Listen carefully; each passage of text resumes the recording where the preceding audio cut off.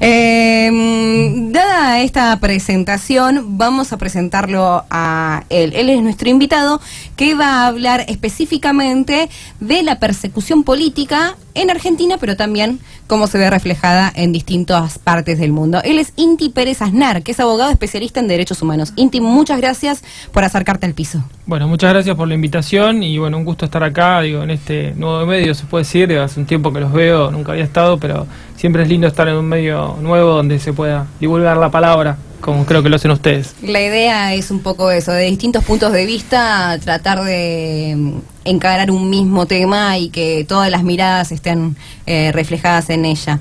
Inti, contanos un poquito cómo ves reflejado este tema de la persecución política, porque antes prácticamente era imposible hablar de ello, era prohibido, y hoy por hoy es algo más común el poder charlarlo. Bien, mirá, nosotros recién en el corte hablábamos, hacíamos como un adelanto, yo soy abogado, especialista en derechos humanos, durante mucho tiempo trabajé temas de lesa humanidad en diferentes lugares. Nosotros creo que los que nos criamos prácticamente en democracia, si bien yo nací en la época de la dictadura, digo, me crié en democracia, fui desde el jardín a la escuela en democracia, no creíamos que íbamos a hablar de estas cuestiones en la región.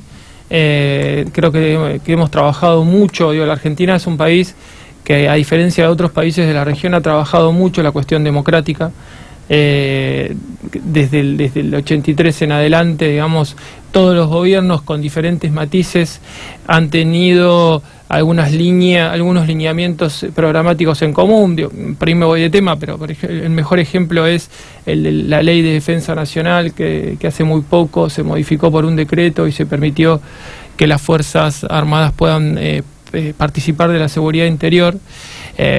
Y otras cuestiones más regionales que lo que estamos viendo es que está habiendo una exacerbación de la persecución a ciertos líderes políticos y también está habiendo, como bien ustedes dicen, un discurso que es bastante peligroso porque es un discurso muy fuerte contra los opositores políticos y en nuestro país puntualmente creo que estamos viviendo un discurso además de un discurso muy antipolítico, muy de estigmatizar a ciertos sectores sociales que son opositores o que son sectores más ligados a las organizaciones sociales. Digo, nosotros hoy por ahí acá vamos a hablar más de líderes políticos que fueron expresidentes como Lula, como Correa, como Cristina Fernández de Kirchner, pero creo que el primer acto de gobierno o los primeros dos actos de gobierno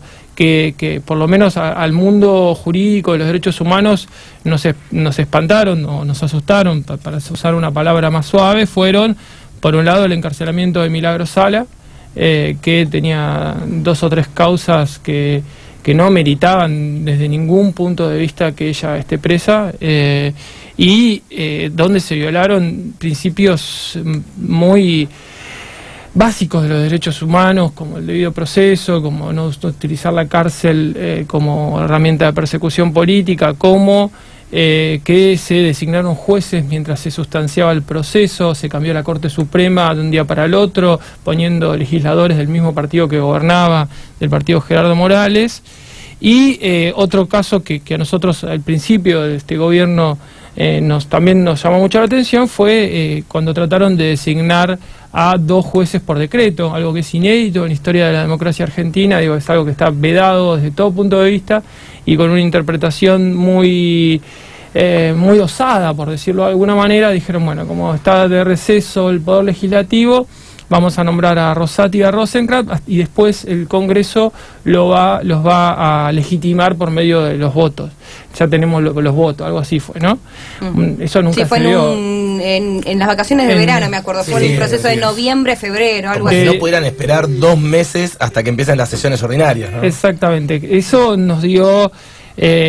bueno, fue algo, después dieron vuelta medio atrás, prueba y error del principio de un gobierno que intentó llevar por un lado, pero se dio cuenta que se estaba complicando la mano, entonces fueron para atrás.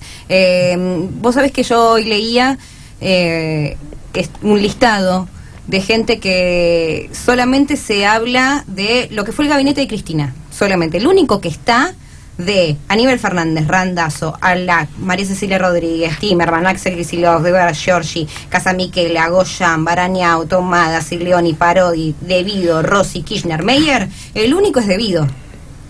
¿Sí? Después podemos hablar de el actual de Macri. Marcos Peña, Duhovne, Bullrich, Frigerio, Bullrich, Lemus, Martínez, Malcorra.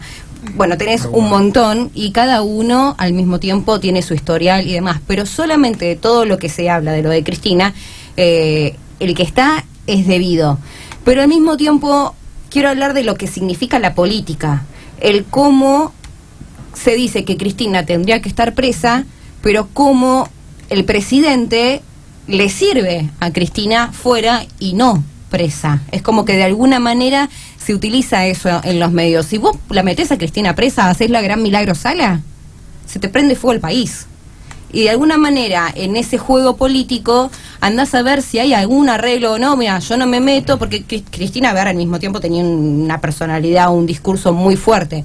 Pero cuando pasó todo este movimiento judicial, pero sobre todo cuando se metieron con los hijos, quieras o no, bajó el tono. Y bajó 5 cambios, por lo menos de mi manera de ver las cosas. No puedo opinar sobre la accionar de Cristina porque no. Mediáticamente digo yo. No, yo lo que te quiero decir, o sea, que en la Argentina, digo, se construyen discursos, digo, por dar otro ejemplo, el expresidente Menem está con una sentencia ante la Corte hace años y es senador. Perdido. No, está bien, pero son tradiciones, digo, a ver, a nosotros hay cosas que nos pueden gustar o no, así como esto que hablábamos hace unos minutos de que las Fuerzas Armadas, por todo lo que sucedió en nuestro país, no pueden participar de la seguridad interior. Son acuerdos democráticos básicos que tienen las principales fuerzas políticas, el peronismo, el radicalismo, todas las vertientes del peronismo, todas las vertientes del radicalismo. Bueno, hay una constitución que dice que los legisladores tienen fueros. Entonces, no es que nosotros no podemos, me parece a mí, desde lo jurídico, opinar sobre determinadas cuestiones cuando alguien tiene fueros y no puede ser encarcelado si no tiene una sentencia firme. O sea, yo soy abogado y tengo que hablar desde ese lugar. No, obviamente. Y me parece que, por ahí, yendo y viniendo dentro de lo que vos decís, fíjate lo que pasó en Brasil. También Lula no tenía fueros, pero Lula, el día que el Tribunal Electoral no permite que Lula sea candidato, ese mismo día el Comité Internacional de Derechos Humanos de Naciones Unidas, que para nuestro país, por lo menos por la Constitución, por cómo es su Constitución, son obligatorios sus opiniones, dijo que que Brasil tenía que hacer todos los esfuerzos para que Lula participe en las elecciones. No le importó, no participó y se llevó puesto años de construcción democrática, no solamente de Brasil, sino también de la región. Yo creo que Argentina en ese sentido tiene una cultura democrática, una cultura de derechos humanos que fue construida durante 40 años, 30 y pico de años, que no tiene Brasil. Por eso es que cuando vos hablas, por ejemplo, esta cuestión de el militarismo de Bolsonaro, de su discurso fascista, de su discurso antimigrantes, si bien acá pueden tomarlo, o sea, no pueden de ninguna manera los políticos porque decir las cosas que hizo Bolsonaro porque estarían cometiendo un delito. Claro. ¿Sí? O sea, hay que perseguir a determinadas minorías, no, estarían cometiendo un delito.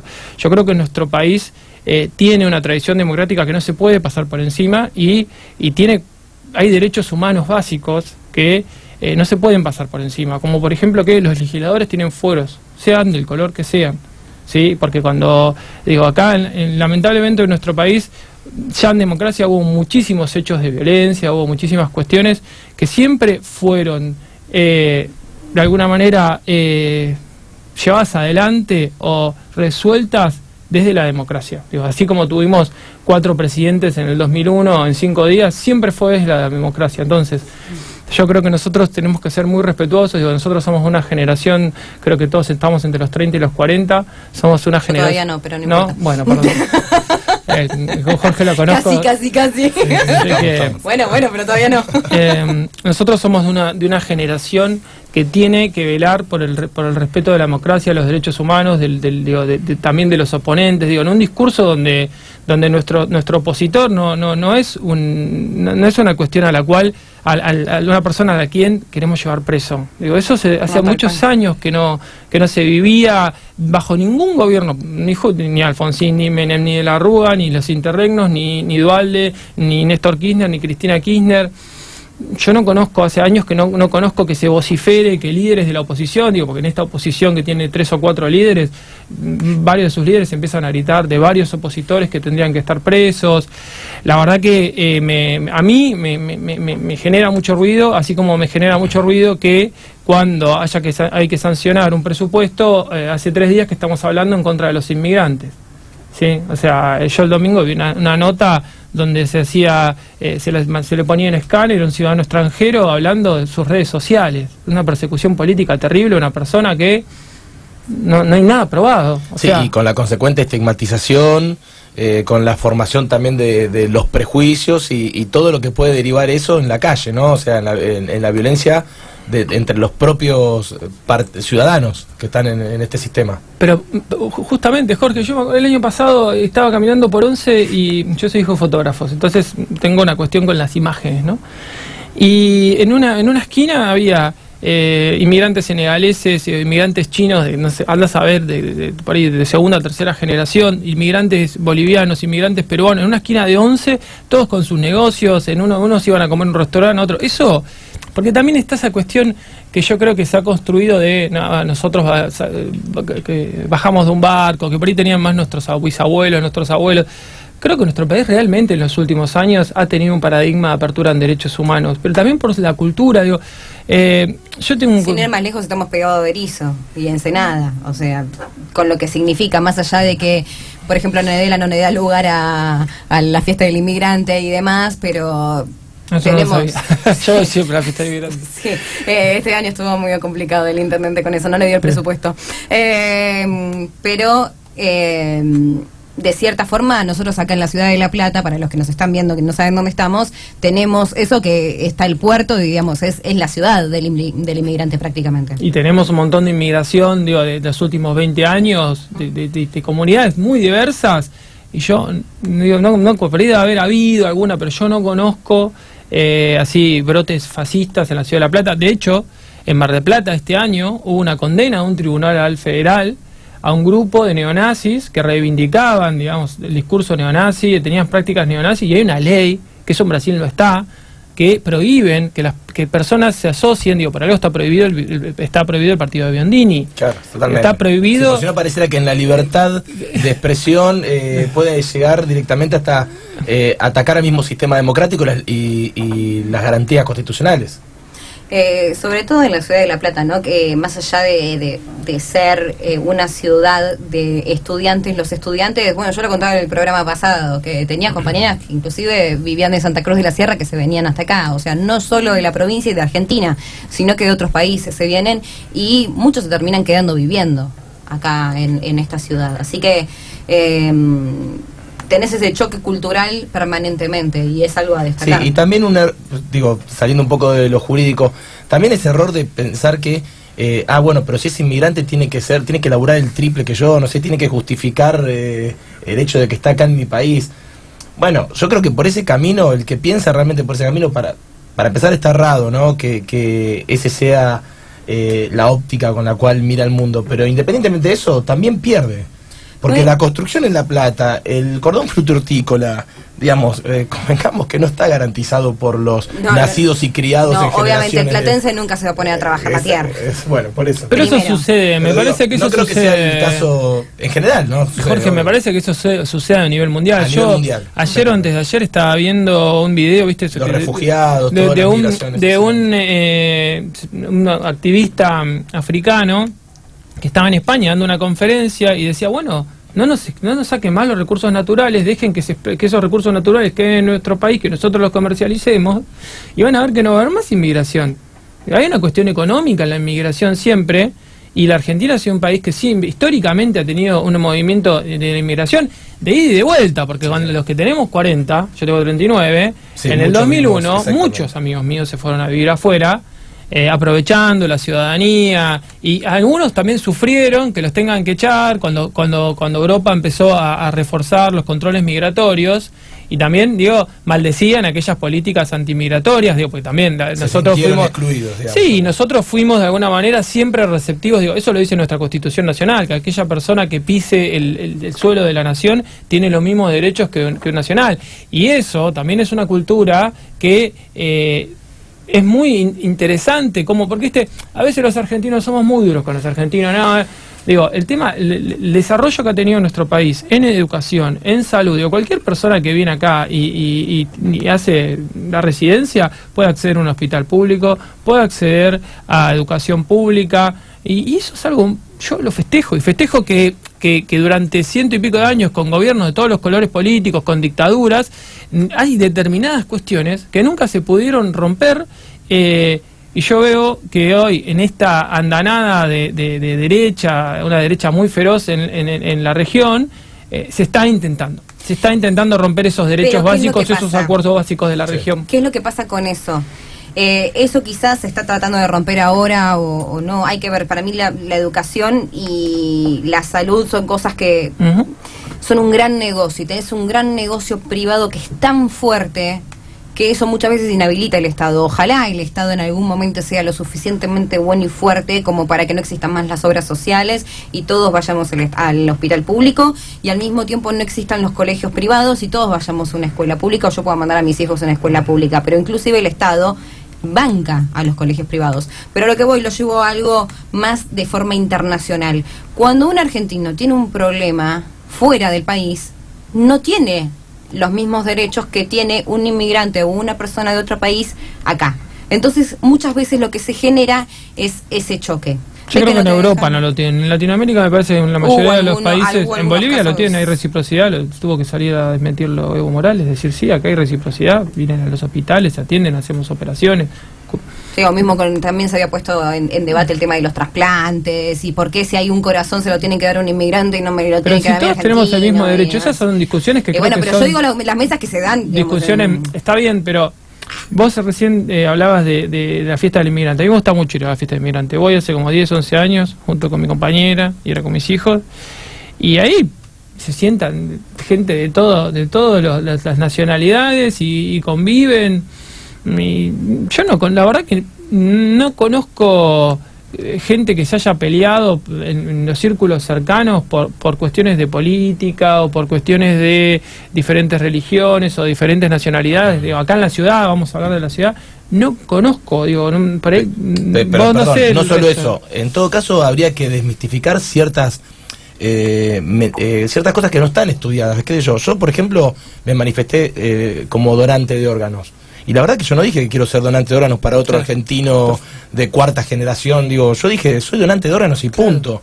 Que le llegue, que le tenga que llegar. Solamente para peronistas. Claro, porque si no, no diría solo para argentinos. Empezaría a achicar un poquito más. Digo, prefiero que sea para todos los seres humanos, ¿no? Porque clase alta, por favor. Si no, me quedo con un colectivo un poquito más. Con el 51%, por supuesto. No sé, 51% de antes, ahora no. Por momentos, David. Bueno, ¿qué tal? Sí, yo quería comentar algo respecto al tema de que se habla de que hay muchos delincuentes de origen extranjero, pero por lo general dicen, hay que expulsar a los inmigrantes que cometen delitos. Bueno, eso ya está en la ley argentina, nadie lo discute, todos los países del mundo lo tienen. El tema es que ponen énfasis muchos en que hay inmigrantes delincuentes en vez de decir que hay delincuentes que tienen origen extranjero, que es otra cosa. Porque en las cifras oficiales son una pequeña parte nada más los extranjeros que están detenidos o que cometen delitos, ya sean inmigrantes legales o no, pero ponen el énfasis, los medios de comunicación tienen un papel muy importante en estas cosas, tanto en el tema que abrió la charla como el uso del Poder Judicial para persecuciones políticas, como también en la percepción que tenemos sobre el fenómeno migratorio en la Argentina. La gran mayoría de los inmigrantes, un 98, 99%, no vienen a delinquir a la Argentina.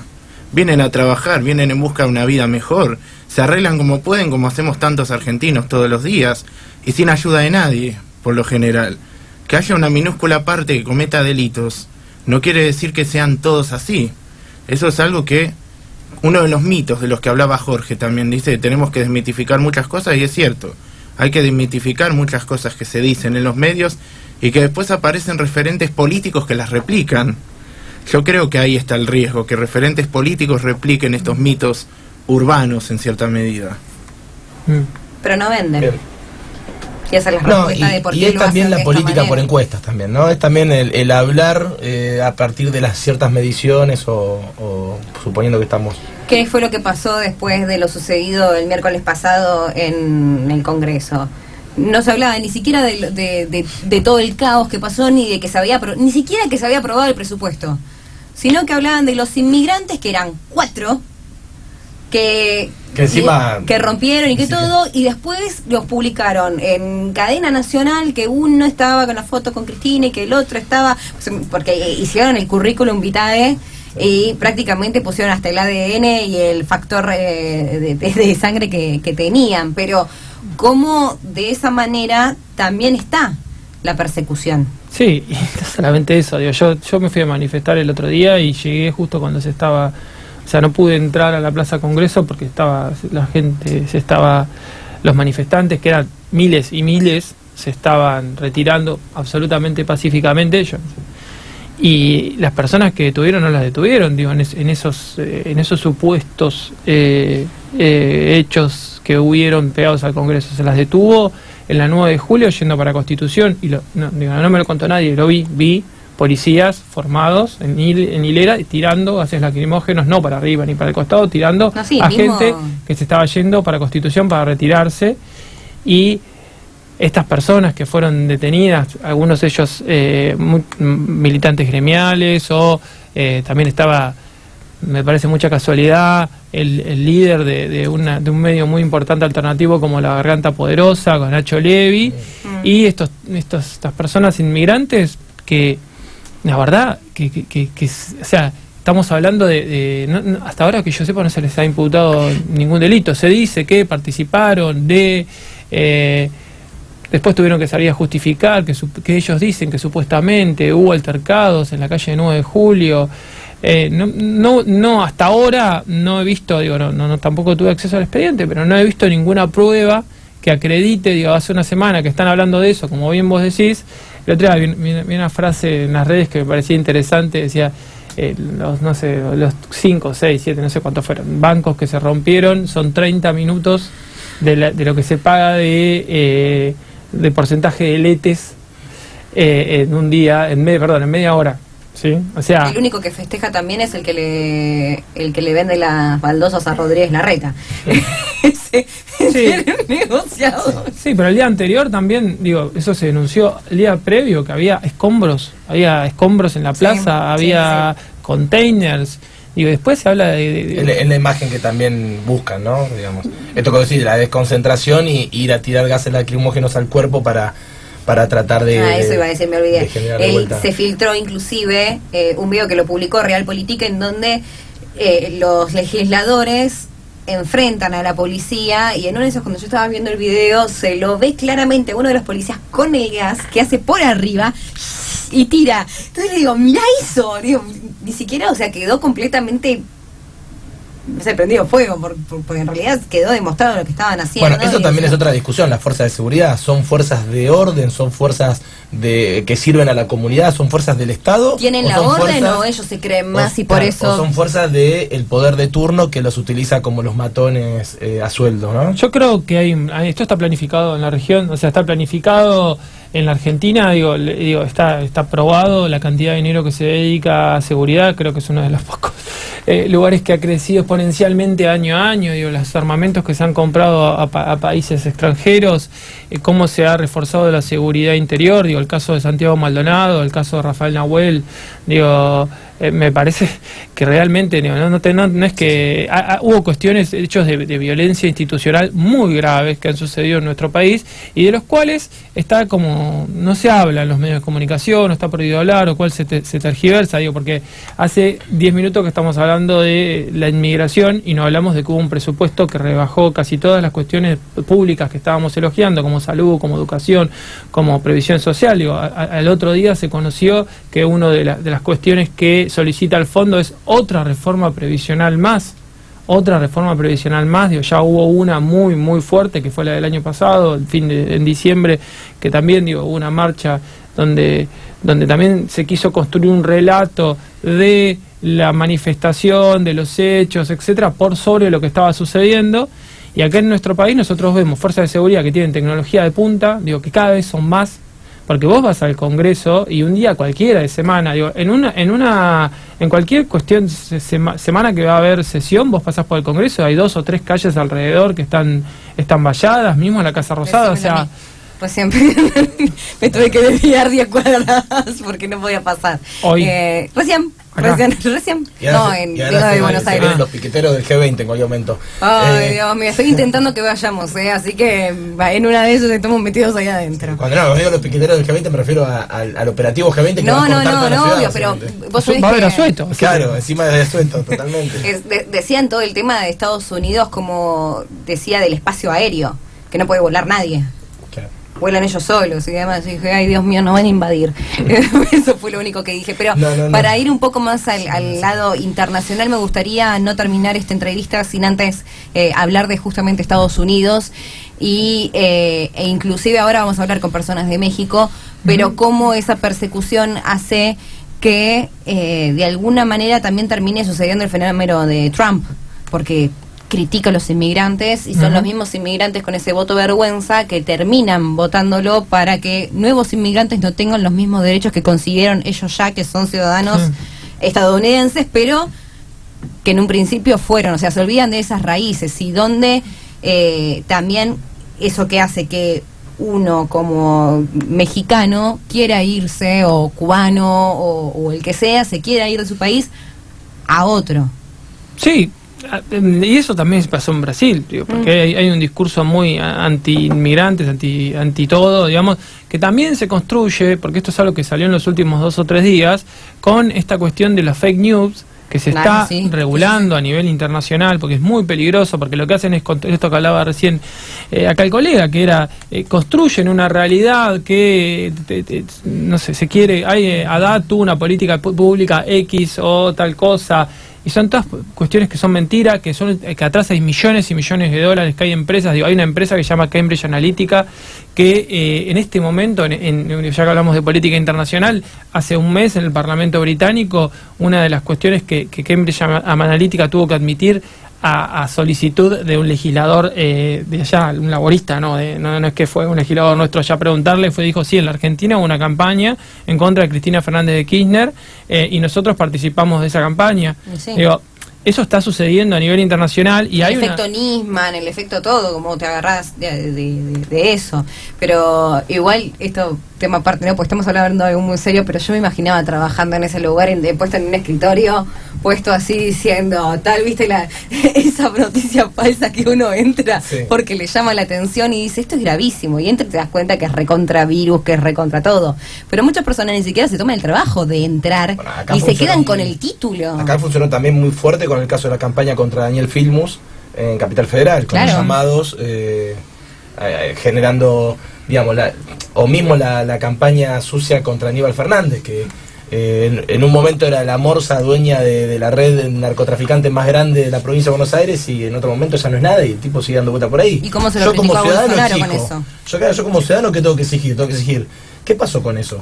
¿Solo sirvió para un momento de las elecciones? ¿O no existió nunca y estaban vendiendo pescado podrido? Sí, a mí me parece, volviendo un poco al tema que por la que me convocaron, que en la región lo que está en peligro es la política. Todo esto que estamos hablando de Bolsonaro, todo lo demás, o sea, es una persona de afuera, es un outsider, pero no es un outsider que viene de organismos de derechos humanos, qué sé yo, de organizaciones sociales, no, es un tipo que viene, es un ex militar que lo apoyan gente, no se sabe bien cuál es su estructura, pero atrás tiene millones de dólares y va contra el sistema político. Y yo creo que en la Argentina también, todas estas persecuciones a grandes líderes políticos que atrás lo que tienen son millones de votos, porque Lula, vos podés decir muchas cuestiones, pero Lula tiene un caudal impresionante de votos. Cristina Fernández de Kirchner en la última elección sacó 37,5 votos, porcentaje de votos en la provincia de Buenos Aires. Sí. Correa es un tipo que le puede hacer, hoy leí un informe sobre Ecuador.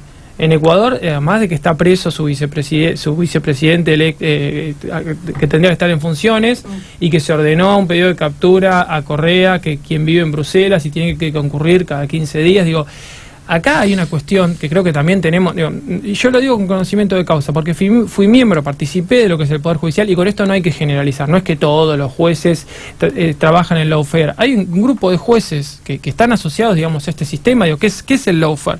Los medios, la política, los jueces. Los medios construyen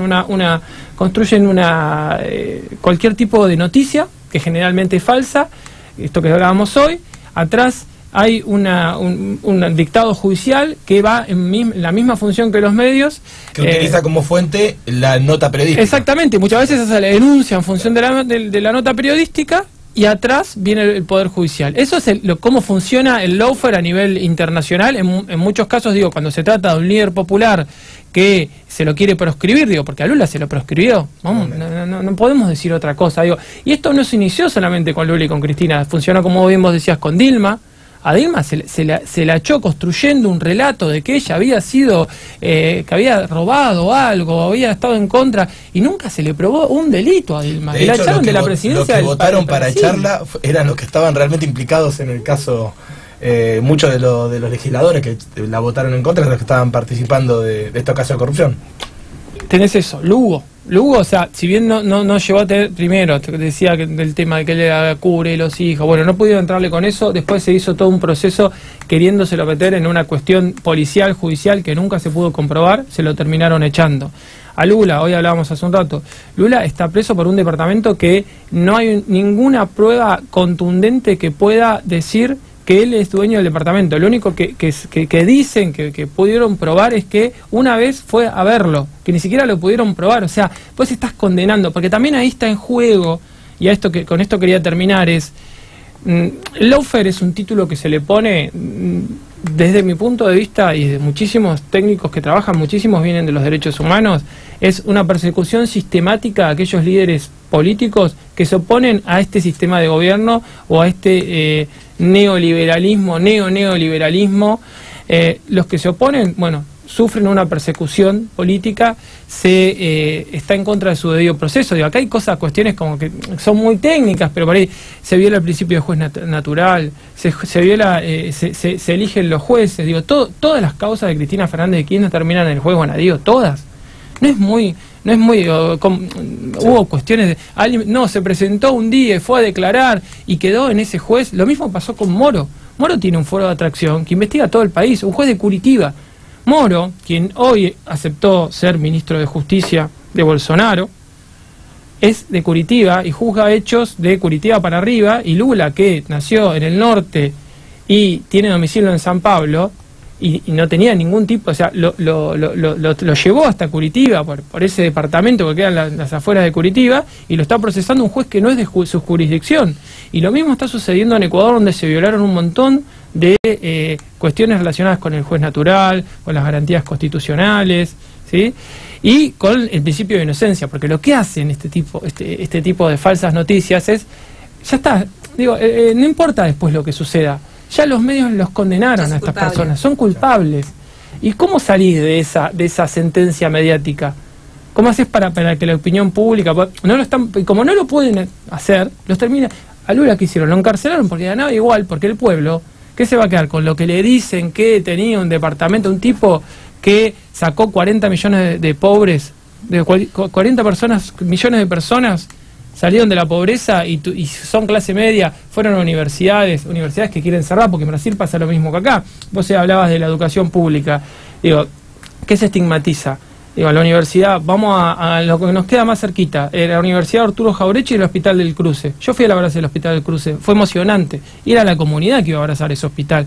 Lo mismo que la Universidad Arturo Jauretche, que es un ejemplo, son creo que un 85-90% de primera generación. En Brasil sucede lo mismo. Hace muy poquito vino una abogada que es del equipo de juristas de Lula, que se llama Giselle Ricobom, que dio una charla acá en la Facultad de Derecho, y ella contaba que también fue vicerrectora de una universidad, la Universidad de Foz de Iguazú, que era una universidad nueva, y contaban cómo la estaban recortando para cerrarla, y lo mismo con las salitas, y lo mismo con las nuevas escuelas. Digo, eso forma parte de este proceso político que nos quieren imponer. Digo, no solamente es el lawfare, la persecución política a opositores, sino también un modelo económico que es absolutamente neoliberal y es para que cada vez menos personas puedan acceder a derechos que te los tiene que conceder el Estado y que creo yo que son derechos, como bien hablábamos hoy, que en la Argentina tienen 50, 60 años, vienen de la época de Irigoyen, de Perón, digo, no vienen de un solo color político, vienen de una construcción de la democracia.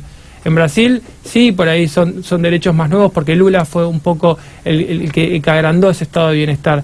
Pero van por toda la sociedad, no es que persiguiendo a los líderes populares, van por toda la sociedad y por todos esos derechos adquiridos. Es llamativo cómo se está dando inclusive en toda América y en el mundo, no es algo de acá, me parece.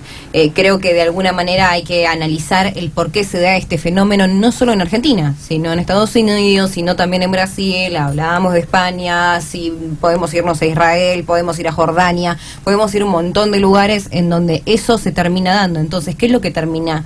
¿Cuál es el error de la izquierda para que la derecha termina pasando el poder? Creo que es un poco lo que hay que terminar de analizar, que fue el tema que hicimos la semana pasada, la anterior, perdón, pero que de alguna manera es un fenómeno que se está dando. Inti, te agradezco muchísimo que hayas venido aquí al piso, que hayamos charlado de todo esto. Es interesante analizar desde acá en Argentina y también cómo se va dando en todos lados, porque por más que sea el tema puntual de un solo programa, se termina repitiendo uno y uno porque está todo conectado con todo. Totalmente. Muchas gracias. No, gracias a ustedes.